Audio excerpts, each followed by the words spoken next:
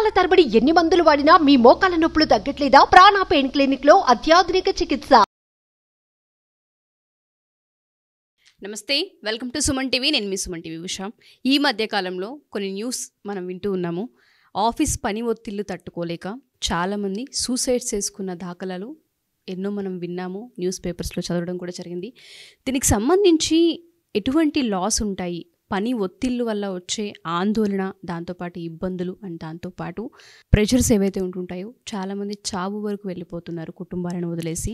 పని ఒత్తిళ్ళ నుంచి బయటపడాలి అంటే ఏ విధంగా, ఈ పని ఒత్తిళ్ళకి లా పరంగా మనం చూసుకుంటే ఎటువంటి సెక్షన్స్ ఉన్నాయి, యాక్షన్స్ ఉన్నాయి అనేది హైకోర్టు అడ్వకేట్ రవీంద్రనాథ్ గారు ఉన్నారు. ఆయన అడిగి మనం తెలుసుకుందాం. నమస్తే రవీంద్రనాథ్ గారు. నమస్తే అండి ఉష గారు. ఈ మధ్య కాలంలో స్ట్రెస్, యాంగ్జైటీ, ఈ టార్గెట్స్ ప్రెషర్ అని చెప్తూ ఉన్నారు. ఎలా చూడాలి అంటారు? ఎంప్లాయీస్ అందరికీ సంబంధించి యాక్ట్స్ ఏమన్నా ఉంటుంటాయా? పని ఒత్తిడి భరించలేనంతగా మనిషికి ఉన్నప్పుడు దాన్ని ఏ విధంగా చూడాలి? మంచి టాపిక్ తీసుకున్నారు ఉష గారు. ముఖ్యంగా ఆఫీస్ కార్యక్రమాల్లో డ్యూటీస్ చేస్తున్నప్పుడు ఏ రకమైనటువంటి ఆఫీసులైనా సరే, అది బ్యాంకింగ్ రంగం కావచ్చు, నాన్ బ్యాంకింగ్ కావచ్చు, సాఫ్ట్వేర్ కావచ్చు, లేకపోతే రకరకాల any segment of activity job చేస్తున్నప్పుడు, ముఖ్యంగా మీలాంటి మీడియా రంగంలో ఉన్నటువంటి వ్యక్తులు కావచ్చు, వీళ్ళకి ఏమైందంటే అధికారి నుంచి, వాళ్ళ బాస్ దగ్గర నుంచి ఇమ్మీడియట్గా కొన్ని టార్గెట్స్ రీచ్ అవ్వడం కోసం అని చెప్పి హెవీ ప్రెజర్స్ ఉంటాయి. చూడడానికి చాలా సింపుల్గా కనిపిస్తుంది, చాలా సిల్లీగా అనిపిస్తుంది, కానీ చాలా తీవ్రమైనటువంటి ఒక ఆక్షేపణీయం ఇది. అంటే చాలా బాగా ఎక్కువగా ప్రెషర్ ఫీల్ అవుతారు. కొంతమంది తట్టుకుంటారు, కొంతమంది తట్టుకోలేరు. అంటే వాళ్ళకు ఉన్నటువంటి daily commitments, monthly commitments, already ఒక జాబ్ జాయిన్ అవుతారు. సో హాల్ ఆఫ్ సడన్గా ఆ జాబ్ మానేయడం వల్ల వాళ్ళు ఫేస్ చేయబోయే ప్రాబ్లమ్స్, ఈఎంఐలు కట్టుకోవాలి, మంత్లీ రెంటల్స్ కట్టుకోవాలి, అలాగే పిల్లల స్కూల్ ఫీజులు చెల్లించుకోవాలి, ఇంట్లో ఫ్యామిలీస్ని మెయింటైన్ చేసుకోవాలి, ఇంట్లో పెద్దవాళ్ళు ఉంటారు పేరెంట్స్, వాళ్ళకి కావాల్సిన మెడిసిన్స్, రకరకాల ఖర్చులు, ఇవి మనకు కనిపించే ఖర్చులు.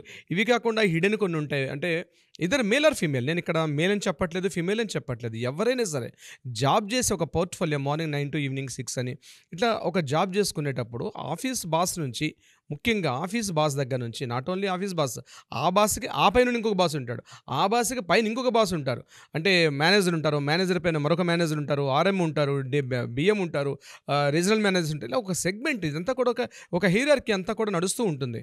ఇందులో ఒకరి మీద ఉన్న స్ట్రెస్ మరొకరికి, మరొకరి మీద ఉన్న స్ట్రెస్ మరొకరికి, ఇది కంటిన్యూ పాస్ ఆన్ అయితే చివరికి ఏమైందంటే అవుట్పుట్ కరెక్ట్గా ఇవ్వకపోతే ఆ వస్తున్నటువంటి ప్రెషర్స్ మనం భరించలేటువంటి పెయిన్ ఫేస్ చేస్తున్న వాళ్ళు చాలా మంది ఉన్నారు. దానివల్ల తెలియకుండానే ఒక మానసిక వైకల్యం, అనారోగ్యాలు వస్తాయి.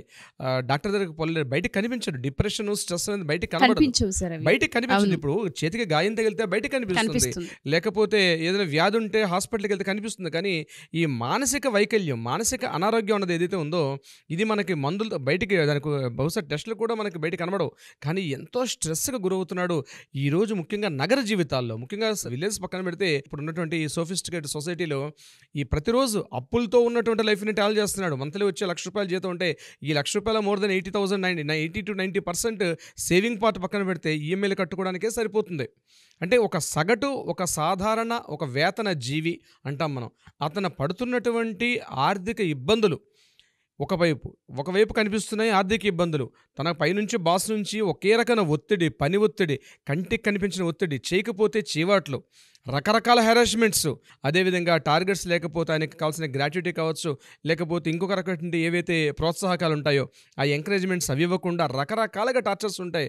వాడు మార్నింగ్ 9:30కి వెళ్ళాలంటే నేను ఏదైనా ఎక్కడ జైలుకి వెళ్తున్నానన్న బాధలో వెళ్ళినటువంటి చాలామంది మా దగ్గరికి వచ్చే క్లయింట్స్ చాలామంది చెప్తూ ఉంటారు, సార్ ఇంత టార్చర్ అనిపిస్తున్నాం సార్, మేము ఎట్లా చేయాలి మాకు అర్థం కావట్లేదు, గట్టిగా మాట్లాడితే జాబ్ తీసేస్తారేమో భయం. ఎగ్జాక్ట్లీ, చాలా మంది ఎంప్లాయీస్కి ఏముంటుందంటే పోనీ ఎదురు మాట్లాడితే జాబ్ పోతుందేమో అని భయం, టార్గెట్స్ రీచ్ అవ్వకపోతే శాలరీ కట్ అవుతుందేమో అని భయం, 2 days రెస్ట్ తీసుకుందాము అంటే అనుకున్న ప్యాకేజ్ రాకపోతే ఇంట్లో అవసరాలు తీరవనే భయం. ఇలా ఎప్పటికప్పుడు ఏదో ఒక ఎమోషన్ స్ట్రెస్కి గురి చేసి ఆ ఇబ్బంది పడుతూనే ముందుకెళ్లాల్సిన పని కనిపిస్తూ ఉంటుంది.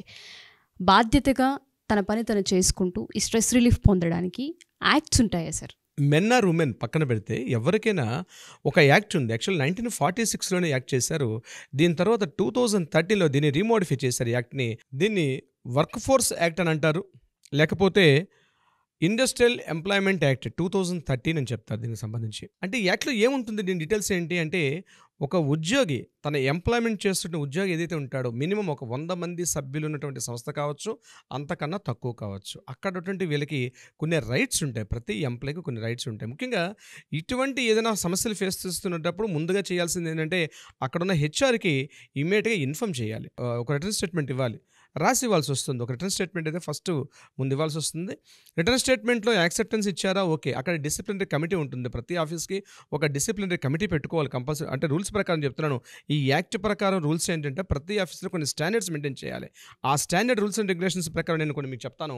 ఫస్ట్ ఏంటంటే ఒక ప్రొసీడింగ్స్ ఉంటాయి, కొన్ని స్టాండర్డ్స్ మెయింటైన్ చేయాలి ప్రతి సంస్థ కూడా. ఏంటి, first is the standard orders ఉండాలి. ఏంటి స్టాండర్డ్ ఆర్డర్స్ అంటే, ఎంతమంది ఎంప్లాయీస్ ఉన్నారో ఆ ఎంప్లాయీస్ కావాల్సిన టైమింగ్స్తో సహా ఎవ్రీథింగ్. ఒక 100 మెంబర్స్ ఉన్నారండి ఫర్ ఎగ్జాంపుల్ నేను చెప్తున్నాను. ఈ 100 మంది తాలూకా ఎంప్లాయ్మెంట్ తాలూకా టోటల్ డైరెక్టరీ అనేది ఒకటే మెయింటైన్ చేయాలి. ఇందులో గ్రూప్ లీడర్స్ ఉన్నారా, టీమ్ లీడర్స్ ఉన్నారా, టీమ్ లీడర్స్ పైన ఉన్నటువంటి మేనేజర్స్ ఉన్నారు, ఆ మేనేజర్స్ తాలూకా యాక్టివిటీ ఏంటి, నేచర్ ఆఫ్ వర్క్ ఏంటి, ఏ ప్రొసీడింగ్స్ ప్రకారం చేయాలని చెప్పి ఒక స్టాండర్డ్ ఫార్మాట్ అన్నది మెన్షన్ చేయాల్సి వస్తుంది. Number 2, appointment letters. ప్రతి ఉద్యోగి కూడా తన జాబ్లో జాయిన్ అయ్యేటప్పుడు లీగల్గా ఖచ్చితంగా అపాయింట్మెంట్ లెటర్ తీసుకోవాలి, అపాయింట్మెంట్ లెటర్ ఇష్యూ చేయాలి. వితౌట్ అపాయింట్మెంట్ లేకుండా అక్కడ ఉద్యోగి జాబ్ చేసే అవకాశం ఉండదు. సో డెఫినెట్గా అపాయింట్మెంట్ లెటర్ కంపల్సరీ కూడా ఇవ్వాల్సి వస్తుంది. మూడోది, అపాయింట్మెంట్ లెటర్లో ఏముండాలి, అపాయింట్మెంట్ లెటర్లో నేమ్, అతను చేస్తున్న జాబ్ పోర్ట్ఫోలియో ఏంటి, అతని శాలరీ ఎంత, అతని టైమింగ్స్ ఏంటి, లీవ్స్ ఎప్పుడెప్పుడు పెట్టుకోవాలి, మొత్తం total complete details, nature of work ఎలా ఉండాలి, ఆయన ఏం చేయాలి జాబ్లో, ఎంత టార్గెట్స్ ఉండాలి, ఏమైనా టార్గెట్ బేస్డ్ శాలరీ ఉంటుందా, లేకపోతే ఓన్లీ ఏమైనా ఆయనకి రెమ్యూనరేషన్ మనం మామూలుగా పే చేస్తారా అన్న కంప్లీట్ డీటెయిల్స్ అందు కూడా అపాయింట్మెంట్ లెటర్లో ఉండాలి. ప్రతి ఎంప్లాయీ కూడా తన ఎంప్లాయ్మెంట్ ఏదైతే అపాయింట్మెంట్ లెటర్ ఉందో అది ఎప్పుడు కూడా క్యారీ చేయాలి. ఏదైతే ప్రాబ్లమ్స్ వచ్చేటప్పుడు అపాయింట్మెంట్ లెటర్ని కంప్లీట్గా రిఫర్ చేయాల్సి వస్తుంది. ఏదైతే జాబ్ పోర్ట్ఫోలియో ఉంటుందో దాన్ని కంప్లీట్గా అపాయింట్మెంట్ లెటర్లో డీటెయిల్స్ అన్నీ కూడా మెన్షన్ చేయాల్సి వస్తుంది. నెంబర్ 2, ఒక డిసిప్లినరీ కమిటీ. ఇప్పుడు మీరు చెప్పినట్టుగా ఏదైనా స్ట్రెస్ ఓరియంటేషన్ బాగా జరుగుతుంది అనుకోండి, డెఫినెట్గా ఇమీడియట్గా తన బాస్కి చెప్తూ, తనకు ఉన్నటువంటి ప్రాబ్లమ్స్ చెప్తూ తను డిసిప్లినరీ కమిటీకి తను ఒక నోటీస్ తీసుకెళ్ళాలి. హెచ్ఆర్కి ఎట్లా చెప్తారో హెచ్ఆర్ ఆధ్వర్యంలో ఒక డిసిప్లినరీ కమిటీ ఉంటుంది. ప్రతి ఆఫీసు మ్యాండేటరీ మెన్షన్ చేయాల్సిందే. అందులో డిసిప్లినరీ కమిటీకి అది మేల్ కావచ్చు, ఫీమేల్ కావచ్చు, ఎవరికైనా ఇక్కడ రిస్పెక్ట్ ఆఫ్ జెండర్ ఖచ్చితంగా తీసుకెళ్ళిన డిసిప్లినరీ కమిటీలో ఒకటి అతనికి వచ్చిన ప్రాబ్లం ఏమైతుందో దాని గురించి మాట్లాడుకోవాలి. Disciplinary committee is it right are wrong, ఏం జరిగింది, రైట్ ఆర్ రాంగ్ అని అక్కడికక్కడ ఆ డిసిప్లినరీ కమిటీలో మాట్లాడుకోవాల్సిన అవసరం అయితే ఉంటుంది. మూడోది, ఫెయిర్ ట్రీట్మెంట్. ఫెయిర్ ట్రీట్మెంటే షార్ట్గా ఉన్నావా, పెద్ద పొడుగ్గా ఉన్నావా, తెల్లగా ఉన్నావా, నల్లగా ఉన్నావా, లేకపోతే మేలా ఫిమేలా, ఇటువంటి జెండర్ ఈక్వాలిటీస్ కానీ ఎటువంటి అన్ఈక్వాలిటీ ఏమీ లేకుండా కంప్లీట్గా అంటే ఫెయిర్ ట్రీట్మెంట్ అనేది కంప్లీట్గా ఉండాలి. అటు కొంతమంది రకరకాలుగా టీచ్ చేస్తుంటారు, రకరకాల కామెంట్స్ చేస్తుంటారు, మెసేజ్ అమ్మాయిలు కావచ్చు అబ్బాయిలు కావచ్చు ఒకరొకరు కామెంట్స్ చేసుకోవడం, ఇట్లాంటివి లేకుండా ఫెయిర్ ట్రీట్మెంట్ అనేది కంప్లీట్గా ప్రొవైడ్ చేయాల్సి వస్తుంది. టెర్మినేషన్ డిస్మిస్లో జాబ్ ఎప్పుడు జాయిన్ అవ్వాలి, ఇప్పుడు ఏ సందర్భాల్లో టెర్మినేట్ చేయబడతాడు, ఏ సందర్భాల్లో డిస్మిస్ చేయాల్సి వస్తుంది, ఆయనకున్న రైట్స్ ఏంటి, అంటే ప్రతి ఎంప్లాయీ కూడా ఒక రైట్ ఉంటుంది లీగల్గా. ఈ యాక్ట్ చెప్తున్న కంప్లీట్ డీటెయిల్స్ అవే. దీని ప్రకారం టెర్మినేషన్ ప్రకారం టెర్మినేట్ చేయాలి, అంతేగాని నువ్వు కంప్లీట్గా టార్గెట్ రాలేదు కాబట్టి నువ్వు రేపటి నుంచి ఆఫీస్ మానే అని చెప్పే హక్కు ఆ యాజమాన్యానికి మేనేజ్మెంట్కి కూడా లేదు. It's have a right. ప్రతి ఒక్క ఎంప్లాయీ కూడా తెలుసుకోవాలి, అది ఏ సెగ్మెంట్ అయినా సరే, ఎనీ ఆఫీస్, ప్రతి సెగ్మెంట్ దీనికి కిందకు వస్తుంది. ఇవన్నీ వర్తిస్తాయి ఇప్పుడు నేను చెప్తుంది. ఇక మూడోది, మానిటరింగ్ వర్క్. అతను చేస్తున్న జాబ్ వర్క్ మీద మానిటరింగ్ కంప్లీట్గా చేయాలి. ఇవన్నీ కంప్లీట్గా చేసేటప్పుడు ఒక ప్రొసీడింగ్స్ ఉంటాయి. ఇప్పుడు జాబ్ టెర్మినేషన్ చేయాలి, టెర్మినేషన్ చేయడానికి కూడా ఒక ప్రొసీడింగ్స్ ఉంటాయి. బిఫోర్ 30 days ముందు ఒక నోటీస్ ఇష్యూ చేయాలి, అతను చేస్తున్న తప్పేంటో చెప్పాలి. ఒకవేళ టార్గెట్స్ రీచ్ కాకపోతే ఎందుకు టార్గెట్స్ రీచ్ కావట్లేదు, కంప్లీట్గా మానిటరింగ్ వర్క్ అనే విషయం అక్కడ పనిచేస్తుంది. సో టెర్మినేషన్ డీటెయిల్స్లో కూడా మనం ఏదో చెప్తున్నామో ఆలోచన కాదు, 30 days prior notice hand over చేసి ఆ 30 days తర్వాత అతన్ని డిస్మిస్ చేయాలా, సస్పెండ్ చేయాలా, లేకపోతే కంప్లీట్గా టెర్మినేట్ చేయాలని అక్కడ యూజ్ అవుతుంది. ఇక్కడ ఒక క్వశ్చన్ రేజ్ అవుతుంది, అంటే సార్ ఎంప్లాయ్మెంట్ అన్నారు కాబట్టి అపాయింట్మెంట్ లెటర్ ఉండాలి కాబట్టి ఈ ప్రొసీడింగ్స్ ప్రకారమే ఉంటుందా? లేదండి, కాంట్రాక్ట్ ఎంప్లాయీస్ కూడా ఈ యాక్ట్ వర్తిస్తుంది. అంటే కాంట్రాక్ట్ బేస్ మీద తీసుకుంటారు, ఒక టైం టెన్యూర్ వరకు, 3 months 6 months కాంట్రాక్ట్ బేసిస్లో ఉంటున్న ఎంప్లాయీ కూడా ఇవే రూల్స్ అండ్ రెగ్యులేషన్స్ వర్తిస్తాయి. వాళ్ళు కూడా ఒక లెటర్ ఇస్తారు. కాంట్రాక్ట్ బేస్లో ఉన్న పర్సన్ కూడా ఒక లెటర్ ఇస్తారు. ఆ కాంట్రాక్ట్ బేస్లో పర్సన్ కూడా ఇప్పుడు నేను చెప్పిన రూల్స్ అండ్ రెగ్యులేషన్స్ అక్కడ కాంట్రాక్ట్ బేస్లో ఉన్న కూడా యాజ్ ఇట్ ఈస్గా వర్తిస్తాయి. ఈవెన్ అక్కడ కూడా ఏమైనా డిస్క్రిమినేషన్ కానీ లేకపోతే ఎనీ ప్రాబ్లం రేజ్ అయినప్పుడు కూడా డెఫినెట్గా చెప్పాల్సి వస్తుంది. ముఖ్యంగా టార్గెట్స్ ఓరియంటేషన్. నువ్వు ఈ టైంలో ఈ టార్గెట్స్ చేయకపోతే, లేకపోతే ఇంత కలెక్షన్ తీసుకొని రాకపోతే, లేకపోతే ఇంతమంది కస్టమర్స్ను కాంటాక్ట్ చేయకపోతే, ఇట్లాంటివన్నీ కూడా ఎటువంటి సమస్యలు వచ్చినా సరే డెఫినెట్గా లీగల్ చట్టాలు ఉన్నాయి. ఇమ్మీడియట్గా ఆ కాంటాక్ట్ చేసుకోగలిగితే డెఫినెట్గా అతనికి లీగల్ రెమెడీ అయితే వస్తుంది. దీని మీద ఎవరూ భయపడాల్సిన అవసరం అయితే లేదండి. చాలామంది మాట్లాడుతూ ఉంటుంటారు సార్, స్ట్రెస్ని భరించలేకపోతూ ఉన్నాము, జాబ్ పోతుందేమో అని. ప్రైవేట్ ఉద్యోగులకైనా గవర్నమెంట్ ఉద్యోగులకైనా ఎవరికైనా సరే మీరు చెప్పిన ఈ రూల్స్ ప్రతి ఒక్కటి వర్తిస్తుంది అని చెప్పొచ్చా? 100%. నాట్ ఓన్లీ గవర్నమెంట్ ఎంప్లాయ్ ఇక్కడ మెన్షన్ చేయలేదండి. ఈ యాక్ట్ ఏం చెప్తుందంటే 2013 యాక్ట్ ఏదైతే ఇప్పుడు ఎంప్లాయ్మెంట్ యాక్ట్ ప్రకారం చెప్తున్నాను, ఈ యాక్ట్ అందరికీ వర్తిస్తుంది. టోటల్గా వాళ్ళకి రైట్ ఉంటుంది, ఒక ఎంప్లాయీకి పనిచేసే రైట్ ఉంటుంది. రీసెంట్గా దీని మీద నేను మీకు మరికొంత డీటెయిల్గా చెప్పాలనుకుంటే ఒక వీడియో కూడా చేద్దాము ఉష గారు. రైట్ టు డిస్కనెక్ట్ అని కొత్తగా ఒక యాక్ట్ వచ్చింది. రైట్ టు డిస్కనెక్ట్ దాని పేరు. దాని అర్థం ఏంటంటే working hours morning 9 to evening ఎప్పుడైతే 5 ఉంటుంది, ఈ ఈవినింగ్ 5 తర్వాత బాస్ ఫోన్ చేసే రైట్ కూడా లేదు. ఎంత పెద్ద ఆఫీసర్ అయినా సరే. That is called right to disconnect అని రీసెంట్గా ఆస్ట్రేలియాలో ఒక యాక్ట్ ఇంప్లిమెంట్ అయింది. మిగిలిన యూరోపియన్ కంట్రీస్, అమెరికన్ కంట్రీస్ కూడా దీని మీద ఆల్రెడీ స్టార్ట్ చేశారు.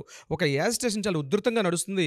ఫస్ట్ నాకు తెలిసి ఆస్ట్రేలియా రీసెంట్గా ఒక 1 week back right to disconnect అనేది ఇంప్లిమెంట్ చేశారు. మోస్ట్ ఇండియాలో కూడా వచ్చే అవకాశం ఉంటుంది. అంటే ఏంటి, బాస్ ఆఫ్టర్ 5 వర్కింగ్ అవర్స్ తర్వాత ఈ ఎంప్లాయీకి ఫోన్ చేసే అధికారం లేదు. ఎటువంటిదైనా ఒక SMS పెట్టే రైట్ లేదు, ఒక ఫోన్ చేసే మెసేజ్ లేదు, ఎటువంటి కూడా చేయకూడదు.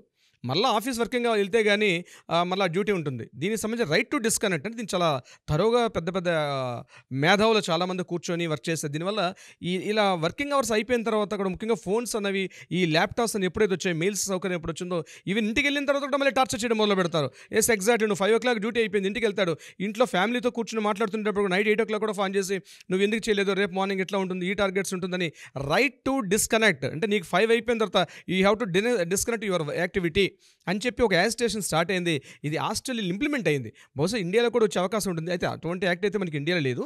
దీని మీద ఇప్పుడిప్పుడే రీసెంట్గా బాంబేలో ఒక యాక్టివిటీ స్టార్ట్ అయింది. అదేవిధంగా కొంత సాఫ్ట్వేర్ కంపెనీ స్టార్ట్ అయింది. ఇది నిజంగా వస్తే మాత్రం మనం కూడా ఆహ్వానించదగ్గ విషయమే. చాలా వరకు రిలీఫ్ అవుతుంది. అంటే నైట్ తనకంటూ ఒక పర్సనల్ లైఫ్ ఉంటుంది. పర్సనల్ లైఫ్ని కూడా కోల్పోయి కంప్లీట్గా తను ఈ వర్క్లని చేయాలంటే టఫ్ సిచ్యువేషన్ అనే చెప్పాలి. టఫ్ సిచ్యువేషన్ అండి. ఇది చాలా ప్రాబ్లం వస్తుంది. ఇంకొకటి ఏంటంటే ఎంప్లాయీస్కి ఎవరైనా ఇట్లాంటి ప్రాబ్లమ్స్ అని వస్తే కూడా ఇంకొక యాక్ట్ కూడా ఉంది. That's called mental health act అని ఒకటి ఉంటుంది. అంటే మానసికంగా తెలియని ఒక వ్యాధి ఉంటుంది. ఆ యాక్ట్ కూడా ఉంది. 2017లో యాక్ట్ వచ్చింది. అంటే మెంటల్గా టార్చర్ చేస్తుంటే మానసికంగా కూడా వేధింపులకు గురైతే కూడా ఎంప్లాయీస్కి ఒక యాక్ట్ కూడా ఉంది 2017. అయితే నేను చెప్పేది ఏంటంటే ఈ వేదిక ద్వారా మీకు ఉష గారు, ఎవరైనా అట్లాంటి సమస్యలతో బాధపడే వాళ్ళు ఉంటే డెఫినెట్గా అప్రోచ్ అయితే దానికోసం మీ జాబ్ పోతుందనో మరొకటి భయపడాల్సిన అవసరం లేదు. మీకు ఒక రాజ్యాంగం ద్వారా మీకు సంక్రమించిన చట్టాలని పొందాల్సిన హక్కు మీకుంది. ఒక భారతీయ పౌరుడిగా మన హక్కును మనం పొందే హక్కు ఉంది మనకి. You have a right. ఎవరన్నా ఇన్ఫ్లుయెన్స్ చేయాల్సిన అవసరం లేదు. మన హక్కుని, మన చట్టాలని, మన కోర్టుల మీద గౌరవం ఉంది. ఇప్పటికీ చట్టాలు ఉన్నాయి, కోర్టులు ఉన్నాయి. ఎవ్వరూ విశ్వసనీయత కోల్పోవాల్సిన అవసరం అయితే లేదు. అయితే చాలామంది యూత్కి తెలియట్లా. డెఫినెట్గా అప్రోచ్ అయితే మీరు ప్రాబ్లంలో ఉన్నారని, ఇప్పుడు ప్రాబ్లం ఉందని తెలిస్తే కదండి అప్రోచ్ అవుతాం. సో మమ్మల్ని అప్రోచ్ అయితే డెఫినెట్గా దానికి కావాల్సిన రెమెడీ అయితే ఇవ్వగలుగుతాం. ఆ విషయంలో మేము చాలా వరకు చేస్తున్నాం, చాలా యాక్టివిటీస్ కూడా. దీనికి సంబంధించి ఎవరైనా ముందుకు వస్తే కూడా మనం చేయడానికి అవకాశం డెఫినెట్గా సార్. ఎవరైతే మా ఈ వీడియో చూస్తూ ఉంటుంటారో, ఎంప్లాయ్మెంట్ ఎవరికైతే పొంది ఉంటుంటారో వాళ్ళందరూ కూడా స్ట్రెస్ అండ్ యాంగ్జైటీలకు గురయ్యి జాబులు మానేస్తే ఫ్యామిలీ సిచ్యుయేషన్ ఏమవుతుందో అన్న ఆందోళనకు కనుక దిగి చాలామంది సూసైడ్స్ చేసుకున్న ఘటనలు మనం చూస్తూనే ఉన్నాం. సో పర్సనల్గా మీకు ఏదైనా కౌన్సిలింగ్ కావాలి అనుకున్నా, లేదా ఒకసారి యాక్ట్స్ గురించి తెలుసుకోవాలి అనుకున్నా, లేదా రవీంద్రనాథ్ గారితో పర్సనల్గా డిస్కస్ చేయాలనుకున్నా ఖచ్చితంగా అపాయింట్మెంట్ తీసుకోవచ్చు. కింద స్క్రోల్ అవుతున్న కాంటాక్ట్ నెంబర్ని కాంటాక్ట్ చేస్తే రవీంద్రనాథ్ గారి టీం మీకు పూర్తి వివరాలు అందిస్తారు. Thank you sir. Thank you so much. Thank you so much Usha గారు.